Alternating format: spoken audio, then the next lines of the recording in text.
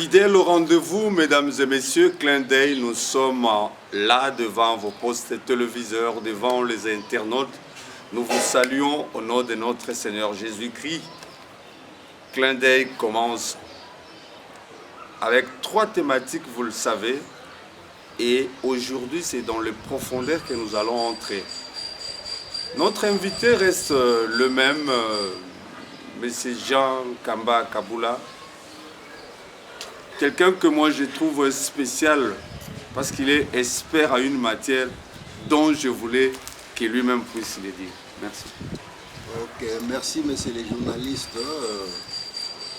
Je me présente une fois encore. Je suis le président national de l'Union nationale des cadres universitaires congolais pour le développement, ENASPEL, et aussi chef des travaux à l'Université pédagogique nationale, expert en politique de communication et technicien en perspective politique. Pour aller juste au but, je reviens à messieurs les journalistes de pouvoir annoncer ce que je peux commencer avec. Voilà, quand on a une personne de telle envergure, il faut vraiment mieux raisonner, savoir quoi dire, parce que tout ce que nous allons dire va dans les esprits de téléspectateurs et les internautes. Yokasson Télévision est toujours là, il restera. Yokasson de l'UDPS, disons, et tous les chaînes partenaires sur les réseaux sociaux.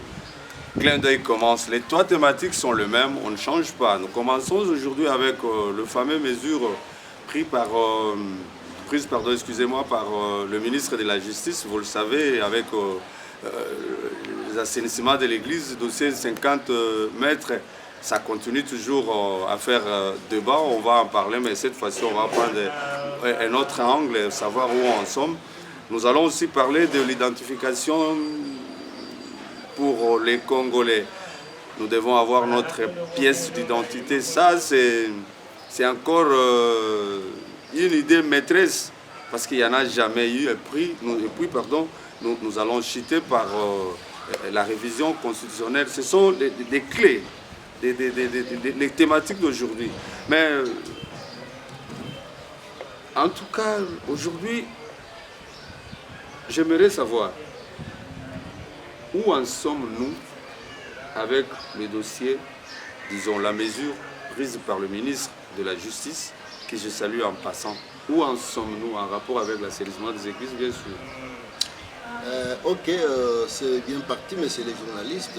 Par rapport à la mesure prise par son Excellence, monsieur le ministre de la Justice et Garde des Sceaux, concernant l'assainissement des associations et confessions religieuses, tenant compte de cette décision qui fixe la distance de 500 mètres d'une église à l'autre, nous avons proposé des pistes de solutions pour que les ministres de la justice puisse se ressaisir afin de revoir sa décision.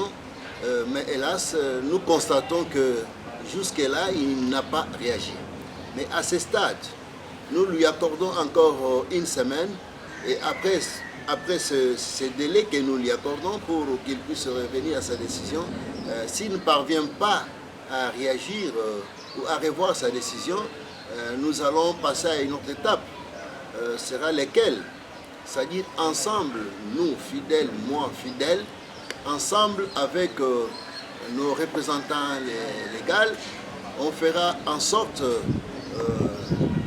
de déposer une action en justice au Conseil d'État pour attaquer cette décision.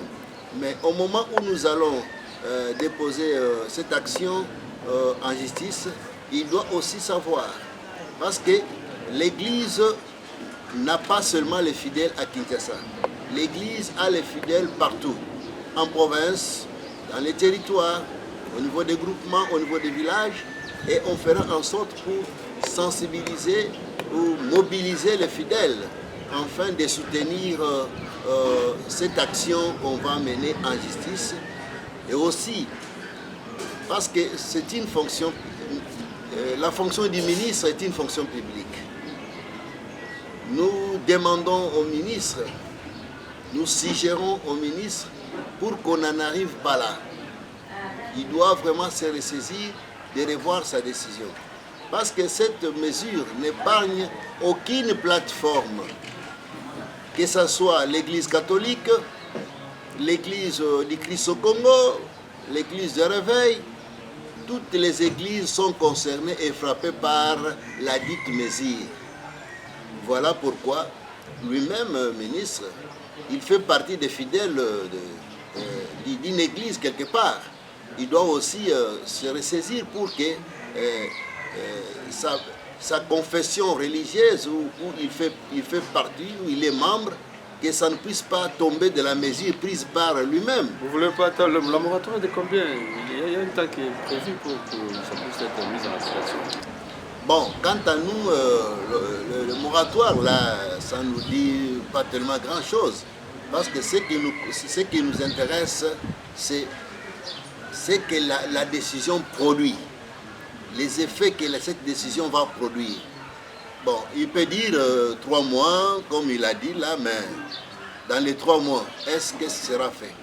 Alors nous sommes intéressés par rapport aux effets que cette décision va produire au sein de la population congolaise.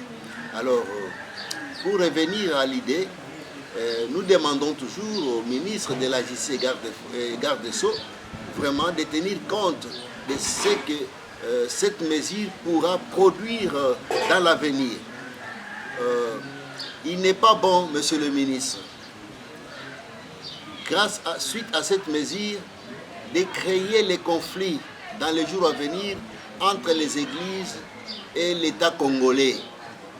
Parce qu'il y a certaines églises, comme on l'a toujours dit, qui sont propriétaires, qui ont des propriétés, ils ont leur bâtisse. Et quand ils vont se retrouver dans les filets par rapport à la dite mesure, quel sera leur sort? Il est encore temps que vous puissiez revoir votre décision par rapport à la distance de 500 mètres évoquée ou fixée dans cette mesure. Ici, je vous dis que cette décision ne concerne pas, contrairement à ce que vous venez de dire, ne concerne pas, je peux appeler grande secte. Si je prends l'exemple des églises kimbangus, catholiques, protestantes, musulmanes, ils ne sont pas concernés par ça. Tout a été planifié bien avant. Ils sont dans plus de 500 mètres, plus même. Bon, moi, en tant qu'expert, je dirais ceci. Bon, pardon, ce n'est pas une mesure plus pour les églises de réveil. Bon, je dirais... les petites églises, si je peux les appeler ainsi. Bon, j'ai dit carrément non. C'est pour toutes les églises. Pourquoi?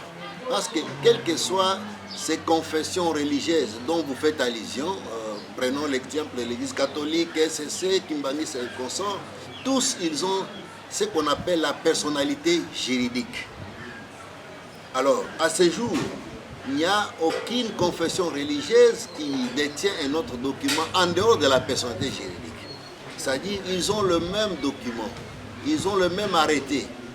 Alors, comme ils détiennent le même document et ils ont les mêmes obligations, voilà pourquoi nous disons que cette mesure est prise pour l'ensemble des confessions religieuses.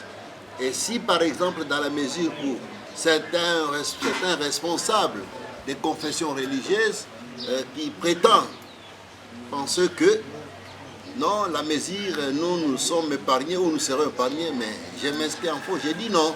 C'est-à-dire, je lance toujours l'appel, une fois encore, aux responsables des confessions religieuses, les responsables des plateformes, les 8 plateformes qui existent présentement chez nous en République du Congo, vraiment de mettre accent et de s'impliquer aussi pour que cette mesure soit vraiment revue par le ministre de la Justice, afin que les confessions religieuses puissent bien vaquer à ces occupations. On est tous chrétiens, nous le savons. Et si je vous disais qu'il y a des églises qui ne sont pas connues au niveau de l'État et que cette mesure est prise par eux, est-ce que vous êtes sûr que toutes les églises officiellement sont connues par l'État? Bon, peut-être c'est pour cela. Là, dans ces cas-là... Là, on met un peu 500 mètres à côté. Là, ça n'a rien à voir avec les 500 mètres, parce que par rapport aux églises qui ne sont pas connues, c'était question que le ministère de la Justice et Garde des Sceaux, dans ses attributions, il a droit et pleinement droit d'initier les enquêtes. Ça continue à naître comme des champignons. Même hier, j'ai vu encore 2 ou 3 dans mon quartier.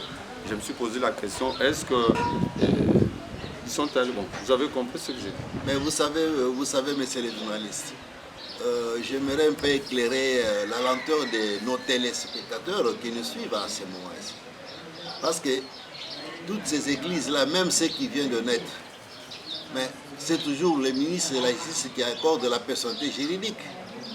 Parce que là, selon notre constitution, dans la République démocratique du Congo, c'est un pays laïque. Nous n'avons pas, il n'est pas dit qu'ici en RDC, il doit y avoir seulement une religion. Non, mais la Constitution donne la possibilité à toute personne qui se sent capable de créer une église, de créer, mais à moins qu'il doit respecter les normes fixées par l'État congolais. Voilà pourquoi quand quelqu'un ou un pasteur qui veut créer une église, bon, il s'arrange pour avoir la personnalité juridique. Et je crois que c'est ça le cas. Alors, monsieur le ministre, s'agissant des contrôles par rapport aux églises qui ne sont pas connues, qui ne sont pas reconnues par l'État, alors là, nous vous félicitons et nous sommes là pour vous appuyer, mais à ce qui concerne la distance de 500 mètres fixée, nous disons non et non, veuillez revoir votre décision. Bien compris, deuxième thématique, identification de la population congolaise. Là, un fameux problème dont il faudrait que cela se passe parce que moi personnellement j'attends ma carte d'identité en tant que Congolais. La carte d'électeur n'est pas une carte d'identité. L'initiative est vraiment bonne et l'ONU, vous savez, s'en charge. Y a-t-il des points forts et des points faibles de la population par rapport à ça, de l'identification de la population? Oui, mais aujourd'hui, j'aimerais parler d'abord des points forts. Partant de cet aspect, grâce à l'identification de la population, permet au gouvernement d'avoir les données démographiques fiables nécessaires pouvant permettre à la prise de bonnes décisions, dans tant bien des domaines, secteur sécurité nationale, santé, transport, infrastructure, emploi, alimentation et consommation. Pourquoi? Parce qu'une fois que l'État congolais aura ce qu'on appelle le fichier général de la population, là, l'État, les gouvernants sauront que, par exemple, prenons le cas du district de Funa, là, l'État, les gouvernants auront la possibilité de connaître le nombre de la population qui habite Funa. Et si l'État veut, par exemple, faire quelque chose dans un secteur, prenons le cas du secteur de la santé, grâce à ces données-là, ça permettra à l'État congolais ou au gouvernement de connaître qu'est-ce qu'il faut faire et comment le faire. Prenons aussi l'exemple du district de Tchangou, le district le plus peuplé de la province de Kinshasa, avec le phénomène de difficulté de transport.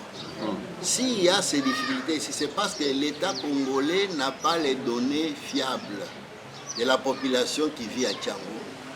L'État n'est pas en mesure de mettre une politique fiable, étant donné que présentement l'État n'a pas les données démographiques. Et aussi, grâce à l'identification, les gouvernements congolais, que je félicite tous les animateurs et les membres du gouvernement en place, parce qu'ils ont pensé à se conformer aux instruments juridiques Je vais donner l'exemple. Il y a la déclaration universelle des droits de l'homme de 1948 à son article 6 qui préconise chacun a les droits de la reconnaissance en tout lieu de sa personnalité juridique. Ça prend énormément de temps, l'application, ça prend énormément de temps. Ça peut encore prendre une décennie. Il y a eu blocage quelque part ou quoi? Non, mais nous ne tenons pas seulement du temps, parce que ce qui nous intéresse, ce n'est pas le commencement, plutôt la fin. C'est la fin de la chose, c'est la fin qui suit les moyens. Alors, parlant de l'identification de la population, même en rapport avec notre constitution, c'est dans l'article 50, alinéa 1er de la constitution, qui impose à l'État la protection des droits et des intérêts des Congolais, ce qui se trouve tant à l'intérieur qu'à l'extérieur du territoire national. Alors, comme vous le savez, c'est tout à fait normal que ça prendra du temps, mais ce qui nous intéresse, c'est que le gouvernement, via l'Office national d'identification de la population, actuellement géré par le directeur général, à la personne de M. Richard Ilunga, que nous saluons en passant, nous voulons à ce qu'il puisse nous rendre un bon service. C'est-à-dire quoi? Tout Congolais doit entrer en possession de sa carte d'identité nationale. C'est juste pour répondre aux critères, pour répondre à ce qui est proclamé dans la Constitution conformément à l'article que je viens d'évoquer, l'article 50, alinéa 1er. Il est bien fondé d'avoir une carte d'identité. Bon, par rapport à cela, même les téléspectateurs qui nous suivent, vous savez, nous sommes le seul pays au monde dont la population n'a pas une pièce d'identité. Une question me vient à la tête avant que vous s'il vous plaît.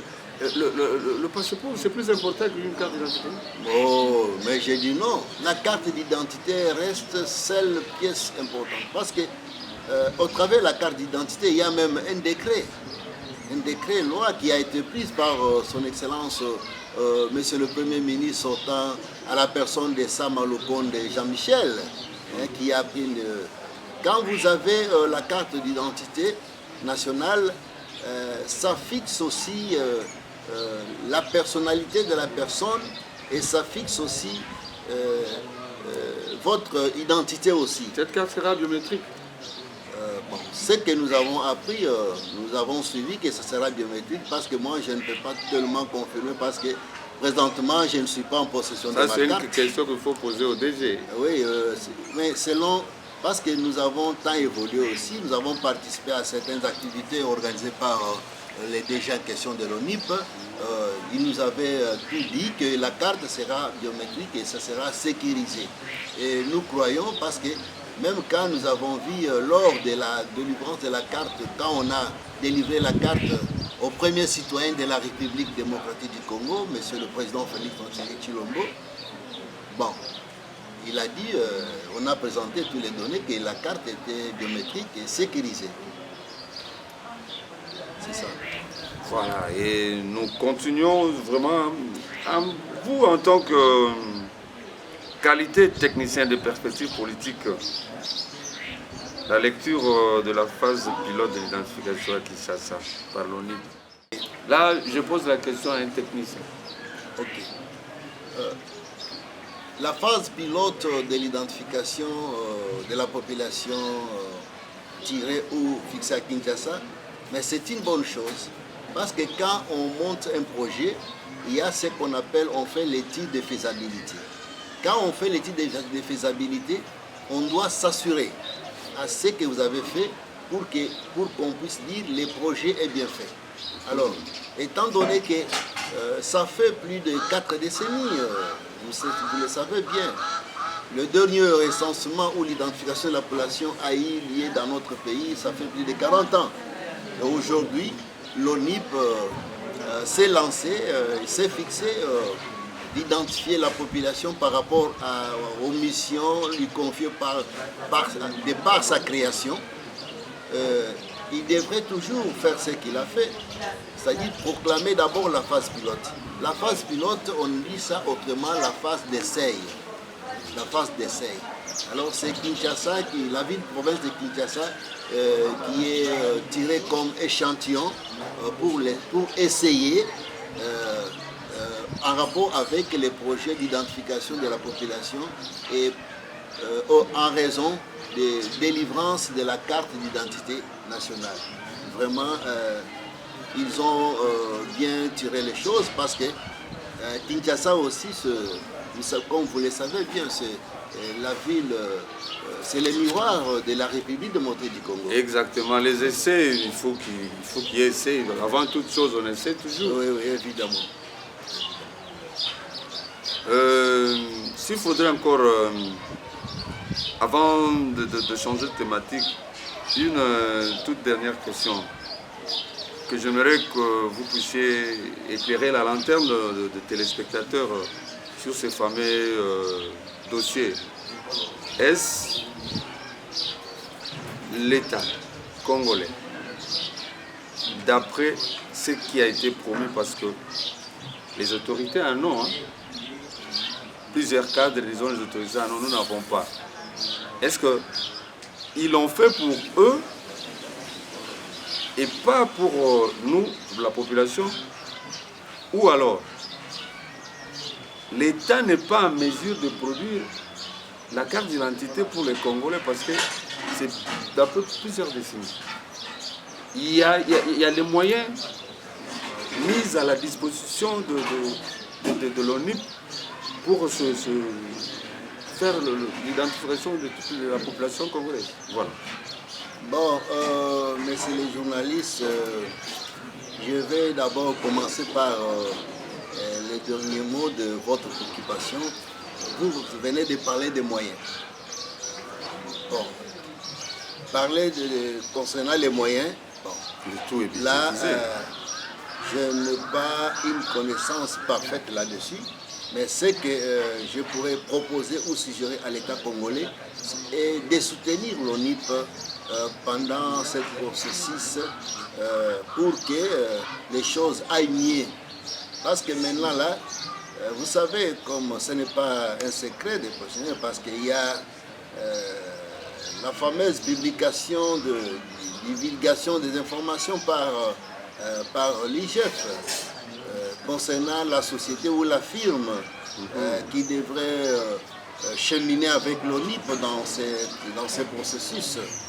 Et que l'IGF a compris que cette société-là n'avait pas de capacités ou de moyens financiers. Alors, vu cela, c'est une expérience que l'État congolais doit vraiment se servir de cette expérience. Alors, ça sera mieux au gouvernement, vraiment, de mettre les moyens conséquents à l'ONIP pour que cette opération d'identification aille de l'avant. Parce que le premier bénéficiaire du travail de l'ONIP, c'est le gouvernement de la République. Comment le gouvernement de la République pourra mettre en place sa politique publique, alors sans avoir les données fiables démographiques de la population? Étant donné que le gouvernement c'est le premier bénéficiaire, alors il serait mieux que ce gouvernement-là puisse vraiment mettre des moyens conséquents à l'ONIP pour que ces projets-ci vaillent en avant. Quoique la population, nous sommes deuxième bénéficiaire. Parce qu'avant tout, quand vous allez pendant l'opération d'identification, on enregistre les données.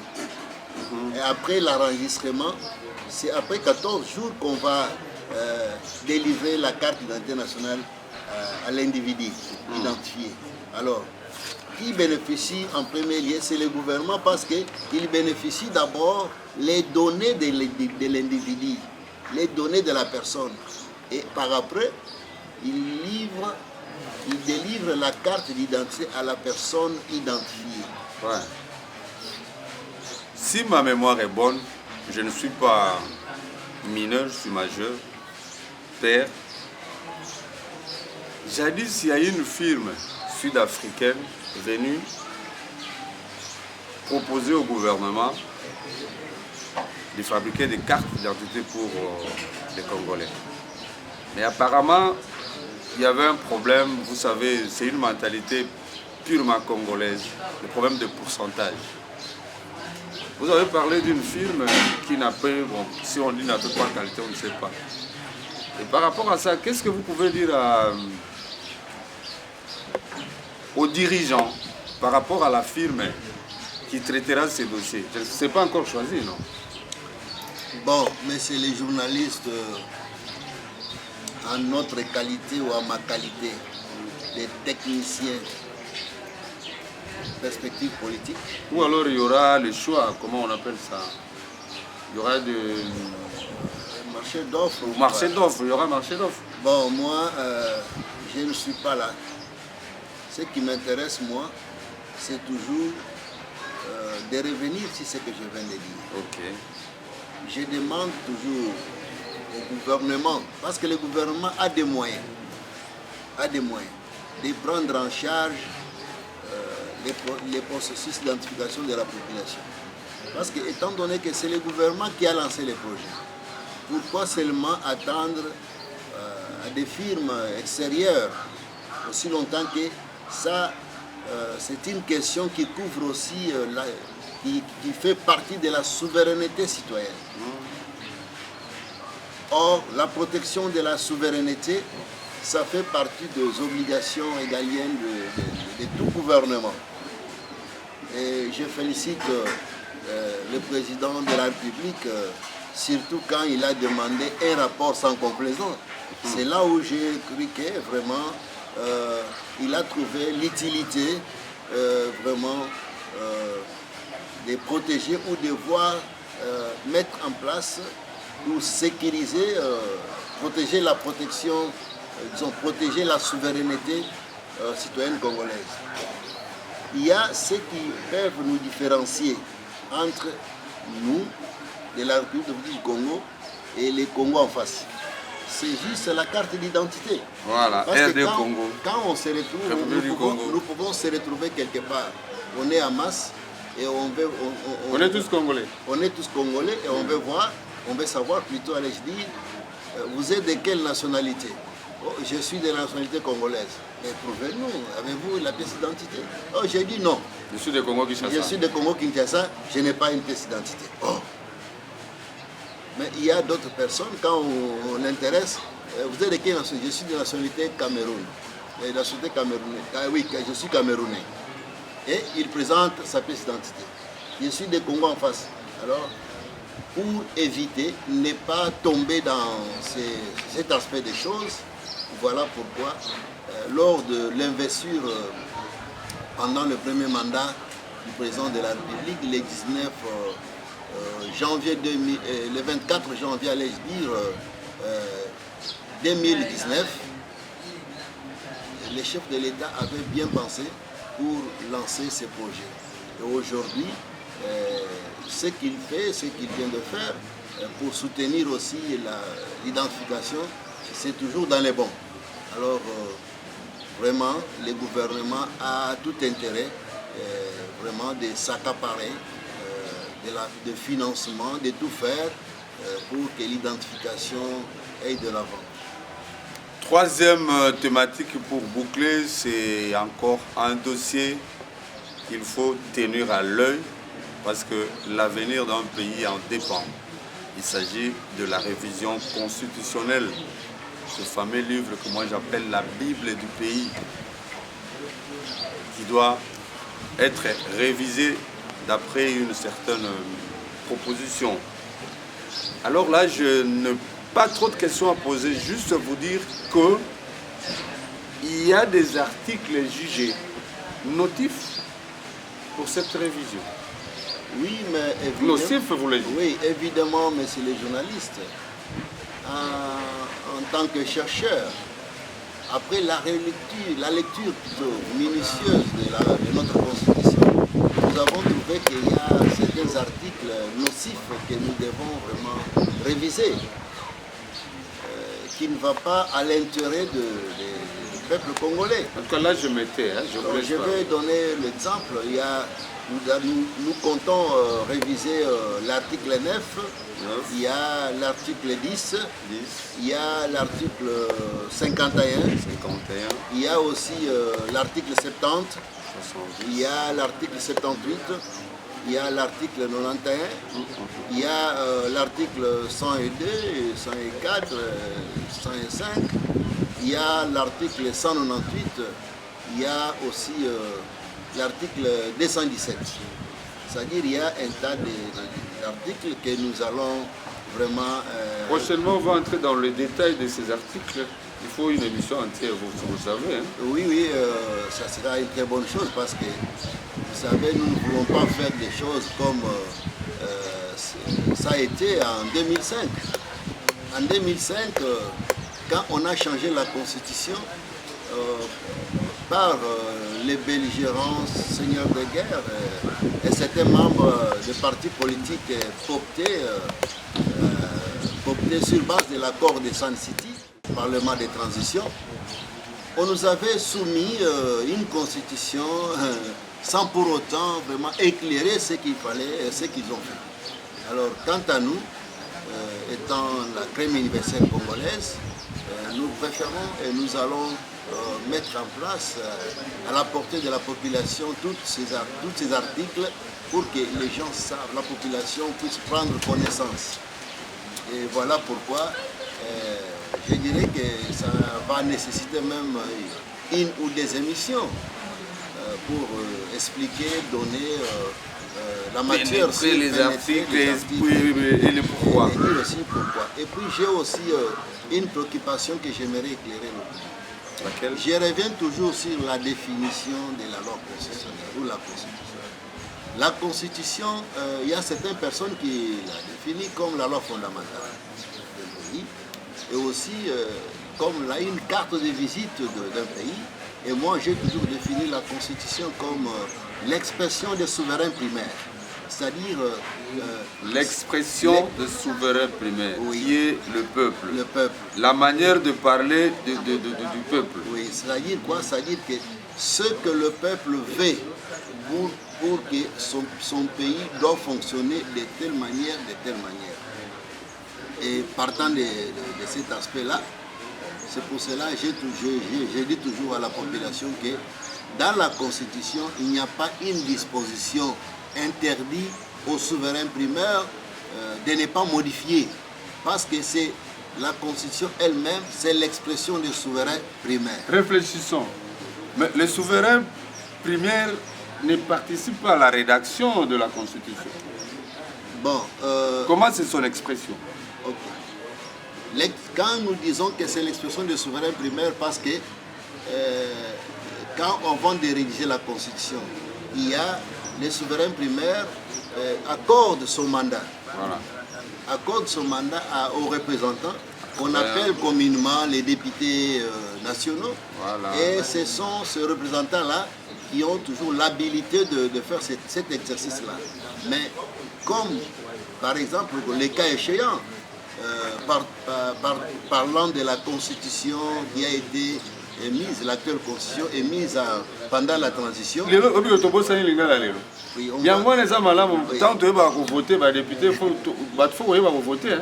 Oui, oui. Yangwana na lobby, il faut population toyeba lolenge nini ya voter ba député na biso parce que bangonde bakosala la biso mibeku oyo ezokamba mboka.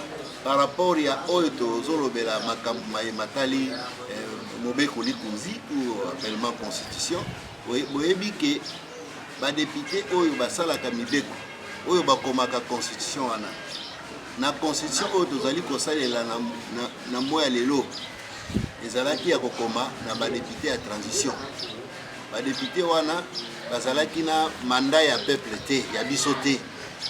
Tovotaki bango te, bautaki obele na baparti politique na accord ya Sun City, babelgera batomboki oyo bayaki après bitumba. Maintenant pour le moment, tozali na posa na capacité ya osala mibeko ya biso yango tomoni oyo ezali na kati ya malamu te, tozali proposer quelques articles automoni que ezali malamu te. Alors, les messages, il y en a fait à la prochaine occasion, émission Moussousou, Tokolimbola par rapport à l'article Oyo, Tozali, Tomonik et Zali Malamute, Toko fait article Moko na Moko, pour faire sa Mboka, explication ou bien matière Oyo Zali Sengeli, Baeba par rapport à la révision constitutionnelle. Vu l'importance de la matière, fidèles téléspectateurs, nous serons toujours avec M. Jean. Il a suffisamment de la matière. Par là, nous citons et nous vous remercions. Vous étiez très très nombreux à nous suivre. Quand nous consultons le compte Facebook, quand nous regardons Yokason Télévision, quand nous regardons Yokason de l'UDPS, vous êtes très nombreux. Continuez à l'être, continuez à nous écrire. Le numéro est affiché. Nous nous retrouvons au prochain numéro très bientôt. Même fréquence, même chaîne. Que Dieu garde tout le monde. Merci.